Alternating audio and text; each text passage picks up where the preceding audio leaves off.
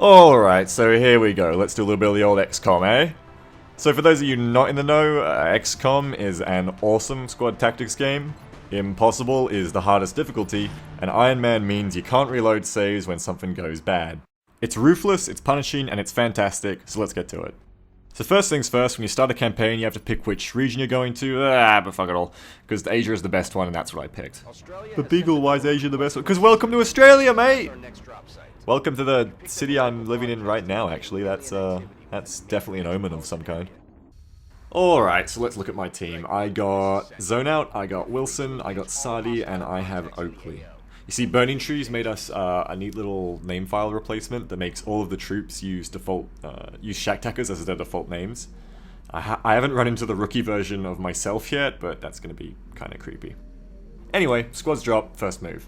Now, if I was playing this straight up, I'd spread my people out into the best cover I could find, and bound towards contact. But this is Impossible Ironman, so conventional tactics aren't really going to cut it.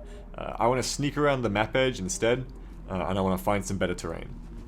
The way I see it, on Impossible, the aliens are more accurate than you, they're more lethal than you, and they are most definitely outnumbering you.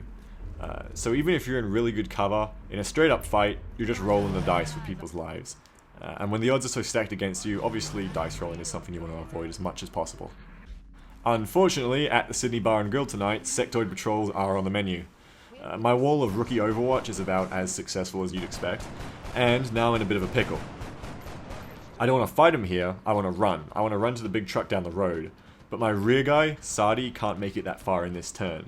So he presses up against a big SUV to stay safe, while the rest of the squad moves to where they can support him. Now I can tell there's no food left at the bar and grill because, holy god damn, these sectoids are hungry for blood. Look at this one, he just bounds out into the street foaming at the mouth, but luckily, Sadi is a stone cold killer. And with that first blood, Sadi wins the official Will Smith Welcome to Earth First Blood medal. Fat lot of good that medal does him though, because he's still pinned behind a truck, with 2 more enemies probably just waiting for him to move. So he stays put for now. Wilson and Oakley try to cover him from the truck, but this sectoid, again, is a raging Hulk and just takes every bullet that hits him. I mean, yeah, these earth bullets are okay, I guess. I mean, it hurt me a little bit. I mean, don't feel too bad.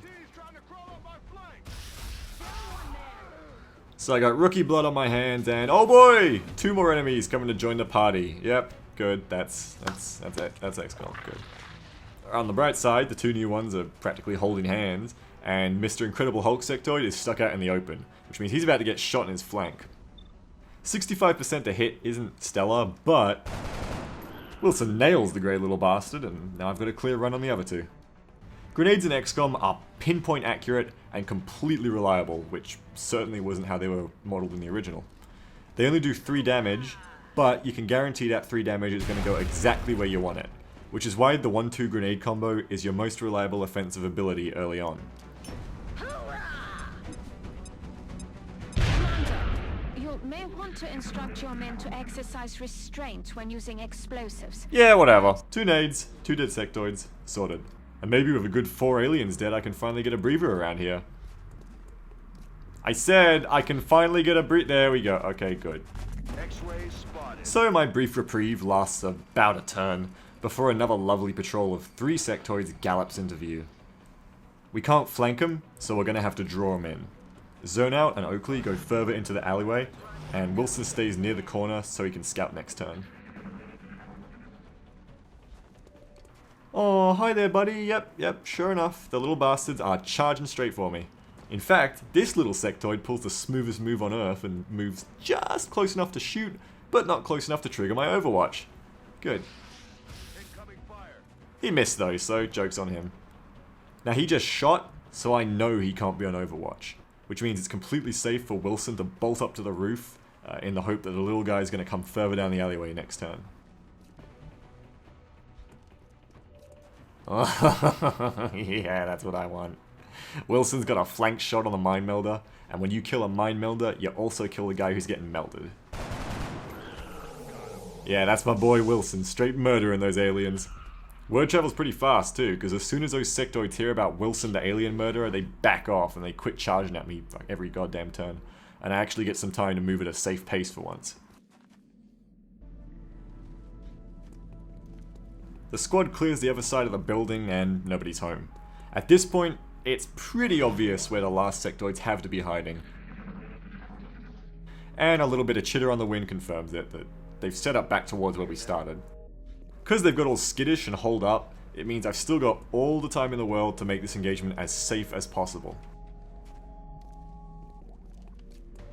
Zone Out spots that yes, there's two cute little fellas back in the parking lot, and that means it's time to wrap things up. I move everyone in, but I don't feel like I can take down both aliens this turn, which means one of them is going to get a chance to shoot back. So instead of firing, everyone just hunkers down. If I'm going to take fire, I want to be as safe as possible about it. I don't want anyone getting an unlucky shot to the head. Incoming fire. Now that we've survived that, I'm pretty confident we can finish this turn. Wilson leads with a grenade to try and screw up the car cover. And Zone Out crosses the street for the flank. Dead and gone. All in all, it's 8 sectoids for Sadi. It's not too bad for Sadi. It's not quite as good as it seems though, because even though I came out of that with 3 rookies, as experience goes, I effectively came out with 2 rookies. But on the bright side, Zone Out graduating to an assault gives me a reliable shotgunner, and Wilson as support means I've got a defensive smoke grenade, which is really handy in a pinch. My squad could be better, but I'm feeling pretty alright about the next mission. But before I can get to the next mission, it's time for some base management. Capturing any alien on this difficulty is going to be a pain, but I'd rather try and tase sectoids than try and tase anything tougher. So it's best to get started on alien capture pretty early. In the workshop, I need a med kit. That's a no-brainer for the next mission. And I also start to work on a second satellite. When that's done, it'll give me more cash and a way to calm down any panicked countries, which is really important. I also start excavating to make way for the stuff I'm going to need to build sooner or later. It's only 2 days before the next round of abductions start up. There's nothing wrong with 200 space bucks or 4 scientists, but not having enough engineers completely stops you from building better weapons and armor, so I picked China for the next operation.